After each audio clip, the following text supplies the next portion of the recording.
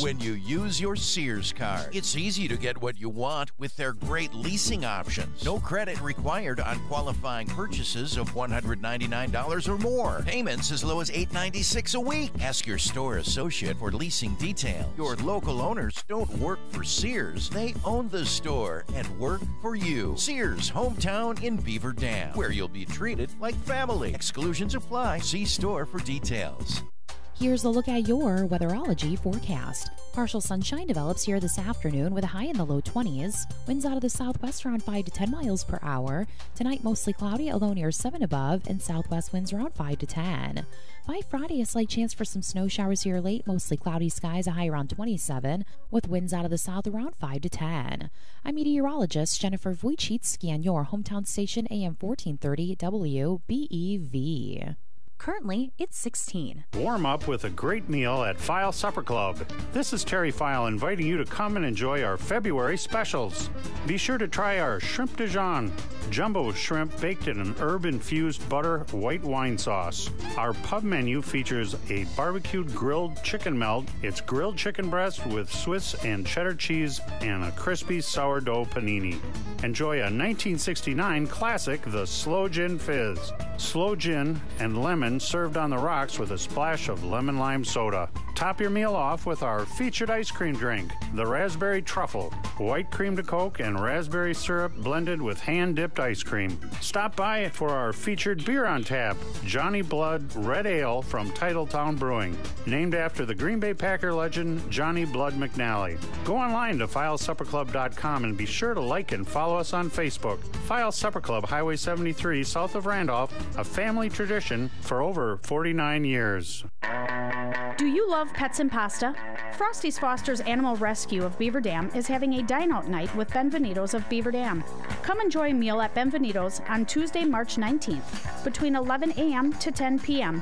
Just mention Frosty's Foster's to your server, and they will donate 20% of all sales for that day. Frosty's Foster's is a non-for-profit animal rescue group. We rescue animals from high-risk kill shelters and get them adopted to loving homes. Hope to see you there. It's time to bundle up and save more with Mahindra. Choose from great deals or financing offers. And Mahindra wants to give you even more. So make no payments for 90 days on all Mahindra tractors and utility vehicles. That's right, no payments for a full 90 days on every new Mahindra. Hurry into your local Mahindra dealer to bundle up and save. See the folks at Farmers Implement in Allington or Columbus. Save green and see more red. Now through March 31st. See us or go to MahindraUSA.com for more information. Well, it's something pretty darn cool that we're doing here at WBEV WXRO along with the Tom and Judy Heffron Family Foundation. John Kraft, it is the Luck of the Irish promotion. Indeed it is. Someone's going to get lucky. In fact, 4 people will get lucky. They're going to award 4 deserving Dodge County families in a special situation or with a special need with a $250 cash award, again, for 4 deserving families. WBEV WXRO listeners can nominate themselves or someone they know by submitting a 1 to 4 page letter or email, or of course they can go right on dailydodge.com and describe your need and your circumstances. And the winners will be chosen by a representative of the Tom and Judy Heffron Family Foundation and a representative of the station, WBEV WXRO. Decision of the judges is final. Each winner will be awarded $250 each cash, and there are 4 winners. I'll tell you what, you can submit yours today at dailydodge.com on the contest page, or mail your app to Luck of the Irish, 100 Bill McCullum Way, Beaver Dam, Wisconsin, 53916. They will be judged on March 14th and 15th, so get them in today. 1236 from AM 1430 WBEV, streaming online at dailydodge.com. It is time now for today's community comment. Here's your host, Craig Warmbold. Well, thank you very much, and good afternoon. Welcome to Community Comment. Our guests on Community Comment today are with the Dodge Jefferson County Beekeepers Association. We want to welcome into the studio here, the live Daily Dodge studio, by the way. We're streaming in audio and video today if you want to go to dailydodge.com. Here with us in the studio, we have got entering her sweet 16th year of beekeeping in the town of Hustisford, past president of the Dodge Jefferson County Beekeepers, Tracy Malter. Tracy, it's good to see you. Good to be here. She is at the far end of the table for those joining us by video today. To her left is Shane Lappin. He is a senior at Beaver Dam High School and a recipient of one of the scholarships that we're going to be talking about today. And we've had you on the show in the past. Shane, you were just here a week or two ago, if I'm not mistaken, right? Yes, it was. For FFA week? No, for Pasta with a Purpose. Pasta? How did Pasta with? You got to get closer to the microphone, though, Shane. You know that. We did very well. We raised over $3,500 for the United Way of Dodge County. Fantastic. I think your goal was like $3,000, if I'm not mistaken, a little less than that. Yeah, we exceeded our goal this year. That is fantastic. You did it right before the Beaver Dam girls basketball game, if I'm not mistaken. Correct. That doesn't hurt. They're doing pretty well this year. So Shane, thanks for joining us for the second time this month. I think you're our only repeat guest this month, if I'm not mistaken. And then we've got here to my immediate right, we've got Greg Schwartz. He is the vice president of the Dodge Jefferson County Beekeepers Association. Yep. Good to see you, Greg. How you doing? Good. It's good to be here. Good to have you. And then, of course, she needs no introduction, but we're going to introduce her anyway. She is the crowned for a second time, 2 straight years. She is the 2019 Dodge Jefferson County Honey Queen, Holly Schwartz. Holly, thank you for joining us today. We appreciate it. Thank you for having us. We haven't seen you since the Dodge County Fair, when you competed in our celebrity cream puff eating contest, yes, if I'm not mistaken. How did that go?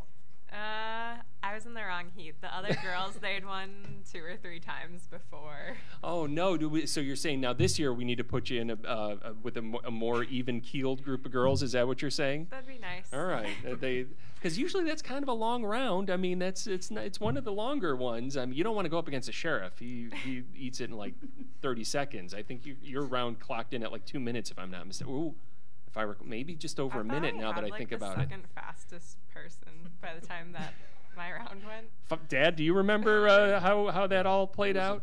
It was It was all a blur. Well, we're not here to talk about cream puffs. We're here to talk about bees. You brought a bee with you. Tell us about your friend. Who is your special? Now, this would be for a video only type, or you can look in the upper left-hand corner of your electric radio box. Who'd you bring with you here today, Honeybee Queen? This is our teaching bee. It is a large stuffed bee. It has legs, a honey tongue, wings, a stinger. And we use this when we go to classrooms and other public events to show people. Well, now we're on video, so you're going to have to give us an example of what it is that you do in your demonstrations. So for the people who are watching the video, we will tape. We'll put tape on the bee's legs, and then we'll put little pom-poms on the legs and show kids how the bees get pollen on their legs, and then they take it to their hive and where the pollen is on the bee when they go to forage it. Now where are the bees' knees on there? Are they? Can you see those? Is it just elbows? Here. All right, yeah. All right, very good. Now, do most bees have a tongue like that? They do have a special honey tongue just for honey, and I believe that they also have a normal tongue also. 2 tongues. Is that right? Can we corroborate this, other members of the Beekeepers Association? Shane, you've got your own bee colony here in Beaver Dam, right? Yes, I do. I actually have 3 colonies. You've got 3 colonies. Yeah. Have you seen any of their tongues? I have not. Okay. Not personally. All right. Well, but it does serve, we joke, it does serve a very important function in the cycle of not just bees, but our entire food population, I imagine, right? The bee tongue, when the bees visit a flower, they insert that tongue into the nectar of the flower and kind of suck up the nectar from the flower and store it in a special honey sac or honey stomach. They don't digest the nectar, they just store it there until they fly back to the hive. And then they use that tongue to put the nectar back into a cell that's ready for them in the hive, and the worker bees take care of it from there. Flapping their wings to dry off any excess moisture, and then capping the cell with wax made from a wax gland on their abdomen. Wow, and that's how we get honey? Essentially, yes. In the short story, yes. It's bee spit, is what you're saying? Not at all. No, okay. It is honey. Right. It is nectar produced into honey. Nectar, and flower nectar at that. Food of the gods. Food of the gods. And so important not just for making honey, but for the entire, as I mentioned a moment ago, right? The entire kind of food supply, in a sense, is really dependent on what these little guys do. And girls. I'm sorry, I don't mean to be gender biased there or anything like that, but it's so important. It is, and the worker bees are all female, so it's okay to be gender biased because all of the worker bees are female. The queen is female. We do have male bees in the hive called drones, and their sole purpose is to mate with a virgin queen. And I won't go into the specifics on air, but it is quite fascinating. This is a family show, so we do appreciate that. Thank you, Tracy. But 1/3 of our food supply is pollinated by honeybees. So honeybees are a managed livestock throughout the United States and the world. And we approach beekeeping in Dodge and Jefferson County with our association as you are managing livestock. So the purpose of our club is to promote the general interest of the pursuit of apiculture or beekeeping. And as a club, the members that are in the Dodge and Jefferson County Beekeepers Association network together to just kind of learn what we can do better as beekeepers. Many people are new to the hive or the profession, so we rely on each other to network and learn from one another in our techniques and methodology. Yeah. Shane, you've been keeping a couple colonies. You said 3 colonies now for a couple years now? Yes, I have. When did you start doing that? In 2017, I was the recipient in early 2017, so I got my first hive in April, or late April, early May. And this past year, in 2018, I got 2 more hives to have a total of 3 this year. And you keep them in you live in the Beaver Dam, yeah? Correct. Keep them in your backyard, essentially? And the land that we have. And on the land, so they can live outdoors in these frigid temperatures, and obviously they're outdoor creatures. But I mean, as far as the climates and everything, we hear about bee kill-offs and everything like that. It's not the frigid temperatures that are a concern with that, is it? Tracy can go into more Tracy depth on is that. perhaps a better question. Well, basically, I'm just asking if your bees are outside. I didn't, but I did open up a whole well, I don't want to mix metaphors, can of worms here. But I mean, does the cold weather, does that cause problems? Overwintering in Wisconsin is always a challenge. Beekeepers have a variety of different challenges when to successfully overwinter a hive. Typically, our overwintering success rate is 30%. So for every 10 hives that go into winter, if 3 come out alive, that's not a great overwintering success rate, but that's where we're at right now, and that's what we'll take.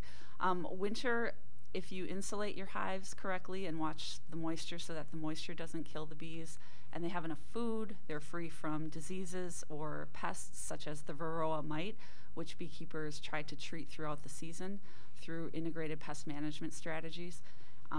You can overwinter your bees successfully. You got to do multiple steps to do that, though, and protecting them from the wind is another factor. The snow actually acts as an insulator, like a blanket, so beekeepers don't mind the snow. It's the wind, the rain, and that 50 below wind chill that we had a few weeks ago. Right. And, some bees may have been alive prior to that, but if they haven't been checked, you never know. Okay. And so just to clarify some of the terminology, are bees and hives, are hives and colonies interchangeable, or does a number of hives make up a colony? A colony is a hive of bees. Hive. Okay. Right. So Shane, do you know how your 3 colonies are doing, weathering this winter? I know for sure one of mine was alive as of a few weeks ago, but the other 2 are most likely not alive. Right. Well, that's terrible news to hear. I'm sorry to hear that. But one of them's doing. Is it the type of thing you check on? Do you check on it through, or do you leave them alone and let them live in winter months? Periodically. You look into it. Up too much, but. Once again, you were a scholarship winner, and we're going to be talking a little bit about that scholarship here in just a moment. You were a scholarship winner as well, if I'm not mistaken? I was a scholarship winner in 2017 also. Oh, okay. So is it 2 scholarships a year that you guys offer? Yes, one for Dodge, one for Jefferson. Oh, right, of course, perfect. And you're Jefferson County area, Watertown area native. Do you have a couple colonies as well? I started with 1 hive, and last year I bought 2, and I was given 3 more. So here, I had 3 at the beginning of the year that were still alive, but after the rain and ice that we had a week or so ago, I have 2. Okay, all right. This is kind of one of the. This is what happens when you're a beekeeper, I imagine, especially when you live in the upper Northwest or in the upper Midwest. Yes. What drew you to beekeeping? Why do you like beekeeping? I really like agriculture, and this is just another. And it was something that was really interesting, and the opportunity of the scholarship, I just tried, and I ended up winning. Do you have scholarships that are available right now? Are we in the middle of a cycle? Have we come to the end of one? We just finished receiving our applications, and we do have 2 youth beekeepers that have been selected for 2019, and we will be announcing them tomorrow night at our annual fish fry fundraiser, which will be held at Turner Hall in Watertown. Now, this fundraiser, does this help raise money for the scholarships that we're talking about? It does. Okay. We started doing probably almost 10 years ago as a supplement to the proceeds we bring in from our honey booth at the Dodge County Fair. Okay. And the proceeds from the fish fry go to support our club and our activities and programs. And 2 of the programs that they support is the Youth Beekeeping Scholarship, where we fund 2 youth every year to have their own hive for a beekeeping year, and the Honey Queen program. So those are 2 programs that the proceeds fund from that fish fry. And tell us real quick about the honeybee program, that you're the honeybee queen. You are kind of the face of the Dodge Jefferson County area when it comes to beekeeping then, right? Yes, I'll go to classrooms, public events, county fairs. I went to state fair also last year, and I just talk about bees and honey and what it all involves. Did you eat any cream puffs at the state fair? I don't believe I did. All right, you just kept that close to home. So tell us a little bit more about what we need to know about this fish and chicken dinner tomorrow. Again, the proceeds are going to this very scholarship that we've been talking about. So the fish fry is at Turner Hall this year in Watertown at 5 p.m. and it goes to 8. Yep. What's on the menu? So there's all-you-can-eat baked and fried fish, chicken, french fries, salads, bread, coffee, milk, and homemade desserts that are also available for a donation. Okay. Are there going to be honey-based desserts available at the event? Tracy's shaking her head Absolutely. Yes. All right. We have, our membership has fantastic bakers, and we always put on a great spread with our desserts at the fish fry. Very good. You can just go to the door. Tickets will be available at the door for this event? Advance tickets are available in Watertown at the Piggly Wiggly or the Partnership Bank. They're also available in Juneau at the Juneau Yankees Piggly Wiggly and the Farmers and Merchants Bank. You can also purchase tickets from any Dodge Jefferson County Beekeeper member. You can pay at the door. Advance tickets are $13, and at the door they are $14.95. Children ages 5 to 10 years old, their tickets are $8.95. No advance ticket sales on children. All right. Again, the proceeds go to benefit the programs, and activities that you guys support with the Dodge Jefferson Beekeepers Association. Are there other programs that our listeners should be aware of that you're involved in? Members, we also purchase club bees for our members. 8 different members in our club keep club hives for the association, and what we do is we use those as teaching tools within our membership. We do apiary tours within the membership. Of course, we're a little worried about liability of bringing non-members out to someone's bee farm or bee yard. We do group honey extracting events. We have a honey extractor where the club members can get together, and we do club extractions 3 or 4 times a year. I know Shane and Holly have both come to those events with their boxes of filled honey frames to extract them, and they can take them home then and bottle and do what they wish with their honey. We also do apiary tours, like I said.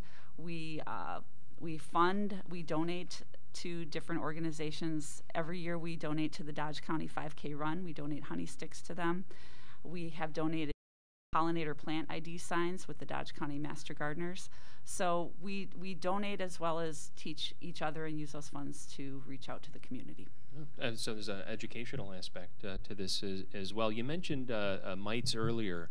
If I'm not mistaken, we've seen some dramatic declines in bee populations, not just from cold weather that we see here in the Midwest, but because of these I forget the name of the mite that you mentioned. The Varroa mite. Yeah, what is it? Where are we at with this whole situation? Well, new research has come out, and previously we have thought that the Varroa mite fed on the blood of a honeybee. Mm-hmm. They attached to the honeybee's body, and we thought they sucked the life out. New research is showing, this coming out of the University of Maryland, Samuel Ramsey's research is proving that mites actually eat the fat or chew on the fat of the bodies of the honeybee.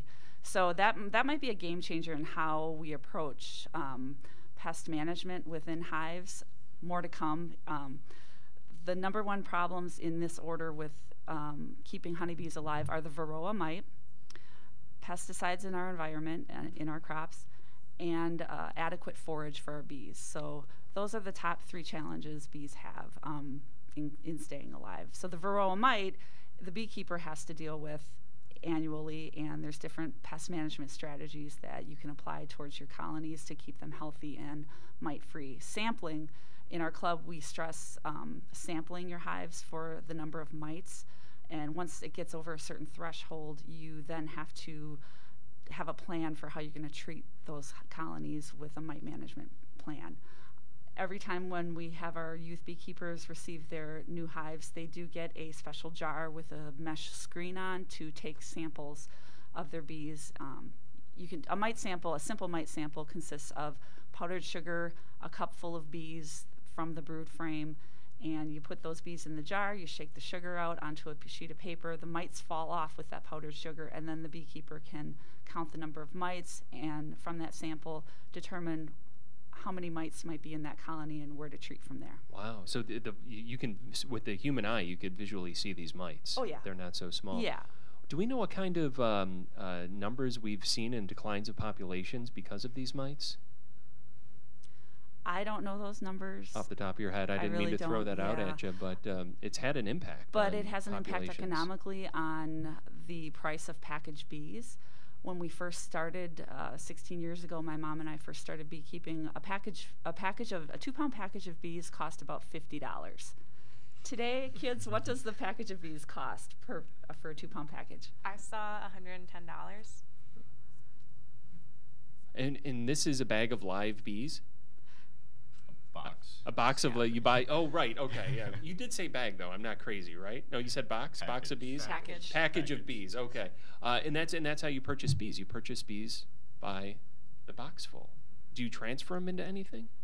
You then put them in their permanent hive where they will stay for the year. And what is the permanent hive? Is this something? I imagine that's another purchase item, or is that something that's handmade? Where do you? Some people will make their own hives, but for the most part, I believe the majority of us buy pre-milled boxes and frames, and then we just assemble them ourselves. And so there's a bottom board that they'll land on and then go inside, and then there's several boxes that will be stacked up with frames that hold honeycomb in them, and that's where the queen will lay their eggs and where the bees will store their pollen and nectar and honey. Okay. So, have you guys been stung? A few times. I have not. What? I'm going to raise my hand. You're the vice president of the Beekeepers Association. Whenever I say something, she gets stung, and I do not. So I don't know why. But I have yet to be stung. You have yet to be stung. Ever by a bee ever in your whole life, or just through beekeeping? I was stung by a bumblebee when I was a kid, but that's the last time. That's it, huh? How about you guys? I was not stung my first year, but last year I got stung probably like a dozen times. Now, is that just part of the what happened? That was a one incident? Some hives will be more ornery than others, so that can be part of it. If the weather's bad, sometimes bees get cranky about the weather, and just it's part of it. Are you able to develop a relationship with with these are livestock? With bees in the same way that you may with gerbils or hamsters or some? You don't look at these as pets, do you?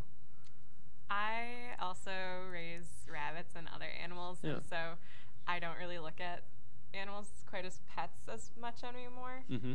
People do say though that if you continually go in the hive, the bees will get used to the beekeeper, and so they'll be a little bit more gentle then. Okay, Shane, how about you? Do you have a good one-on-one relationship with your bees? Like how they said, it depends on how often you check on your hive. The more you go in there, obviously they'll be more familiar that you're not intentionally hurting them. So. Mm-hmm. You don't name them. No names for them or anything. Are bees misunderstood in society, do you guys think? I think with promotion and education of the honeybee, and especially since the colony collapse disorder phenomena, that the public is genuinely interested in the honeybee and more accepting of learning about it. Yellow jackets still have a bad reputation, as they should, but the honeybee is just such a wonderful insect in our ecosystem. It produces food, it pollinates our flowers and our vegetables. It's just a wonderful little insect to have in this world. What's wrong with the yellow jacket? Yeah, they eat garbage. So you guys are you're the honeybee queen. Yes. Do you just house honeybees, or are yellow jackets? Why are all the other different varieties off the table? Those are very separate. Those are does anybody harvest those type of bees? Not to make money. No. Although sometimes beekeepers wonder if they're making any money either.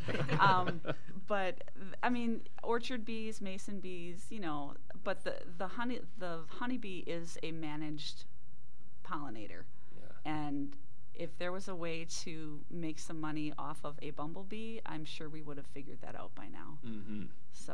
So tell us about this harvesting process for honey. Are you guys both harvesting honey from your colonies?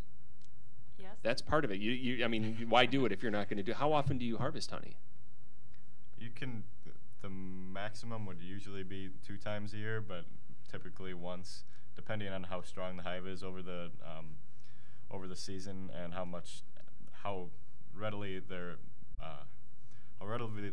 available their access is to nectar and flower sources.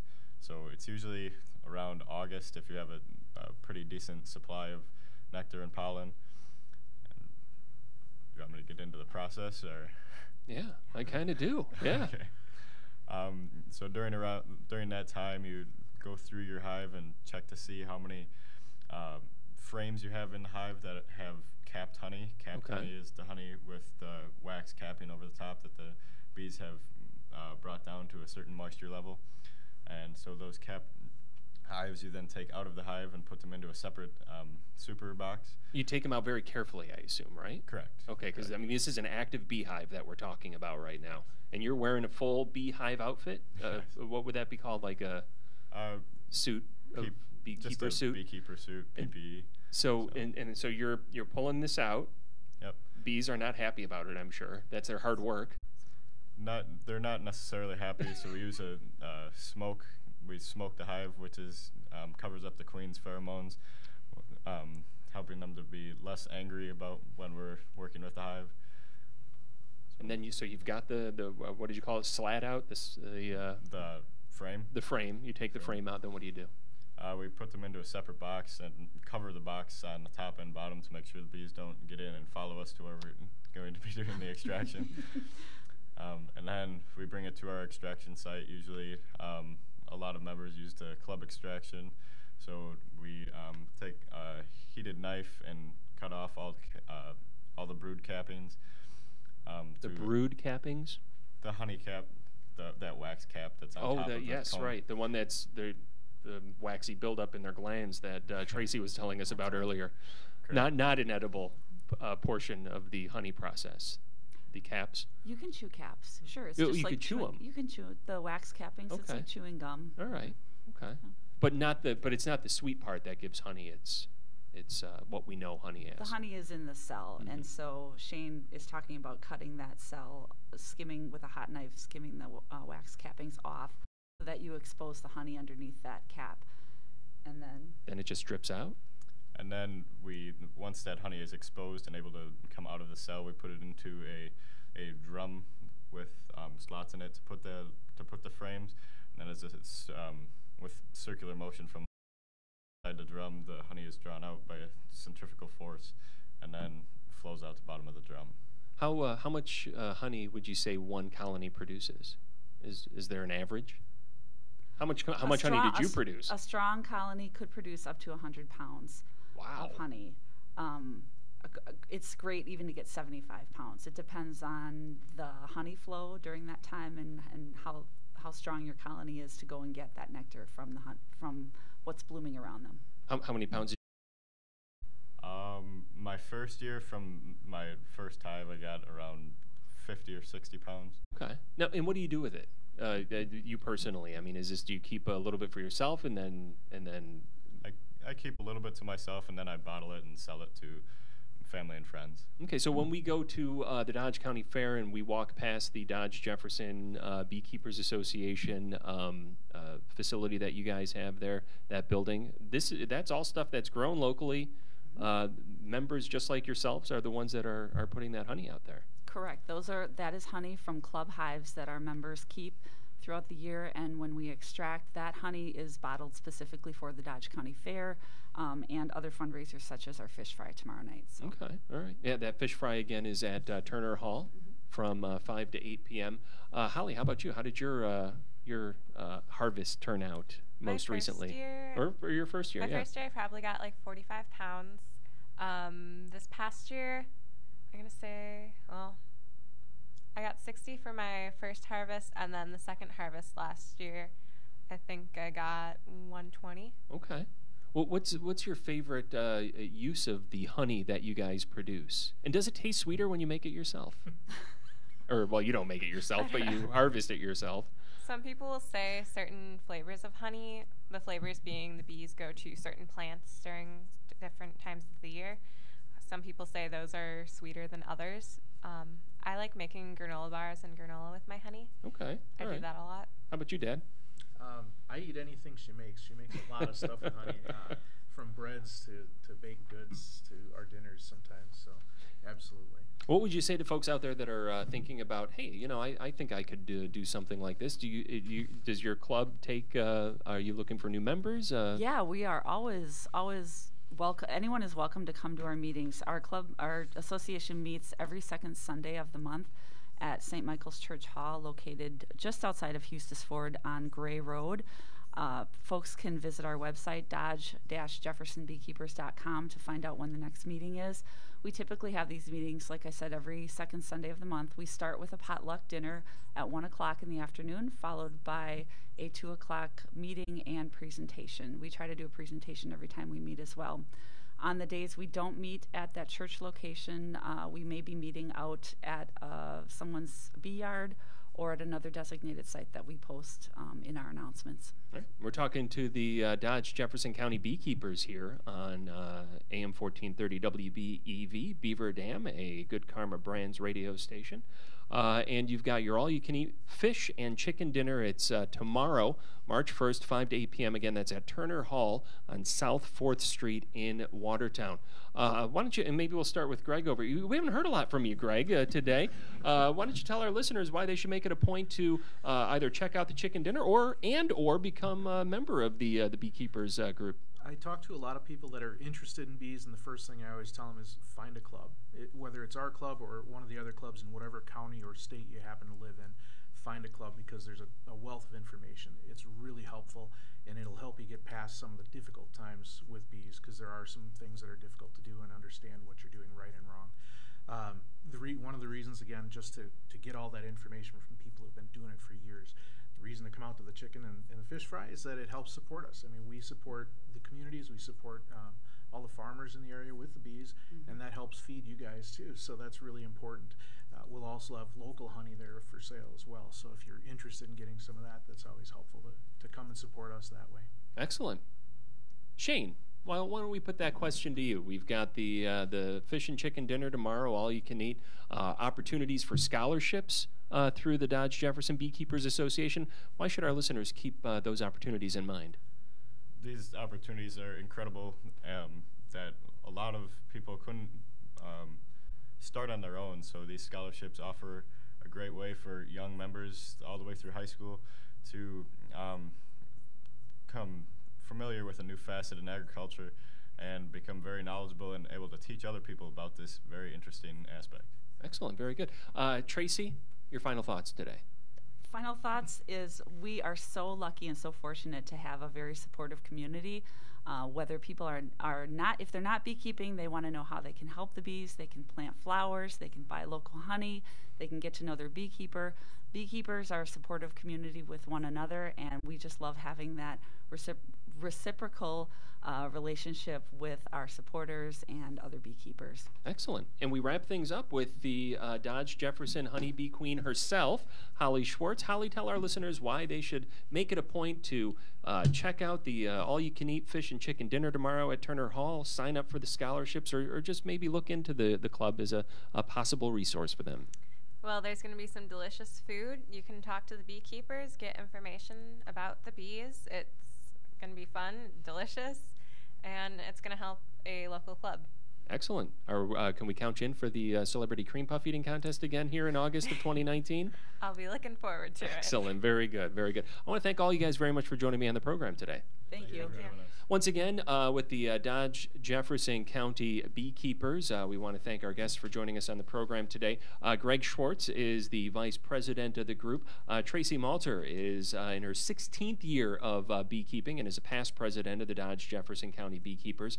Shane Lappin, senior over at the Beaver Dam High School, member of the FFA and a scholarship winner. And another scholarship winner, and the Dodge Jefferson Honeybee Queen herself, Holly Schwartz. We want to thank all of you guys for joining us on the program today, and also thank our listeners for tuning in for this special live video broadcast that we have today. Now we are going to take a break. We do have another segment coming up. It is a pre-recorded segment coming up in so we're not going to be on video for the next segment, but it is a conversation that we recorded this morning with our local congressman, Glenn Grothman. That'll be coming up here on Community Comment in just a few minutes. Whether it's the smell of a toasting Village Hearth blueberry bagel or cooking hot dogs over a campfire, kids of all ages want simple, comforting food that reminds them of mom's home cooking. Village Hearth was born from that nostalgia and commitment to simplicity. Baked locally and delivered fresh daily, you'll find a wide variety of buns, breads, bagels, and English muffins at a grocery store near you.